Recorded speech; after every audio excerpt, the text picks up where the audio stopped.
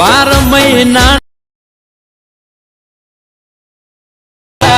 તોય ફરીજી ફૂટે ફેરા ચાहते हो सिंपल इलाक मोशन एप्लिकेशन તમારે ઓપન કરી લેવાનું છે। ઓપન કર્યા બાદ કુછ આવી રીતે ઇન્ટરફેસ દિખશે। તો વિડિયોના ડિસ્ક્રિપ્શનમાં લિંક મળી જશે, તેને ઓપન કરીને કુછ આવી રીતે ઇન્ટરફેસ દિખશે। આટલું કર્યા બાદ સિમ્પલ તમારે અહીંયા નીચે આવી જવાનું છે। નીચે આવ્યા બાદ ગાઈસ તમને અહીંયા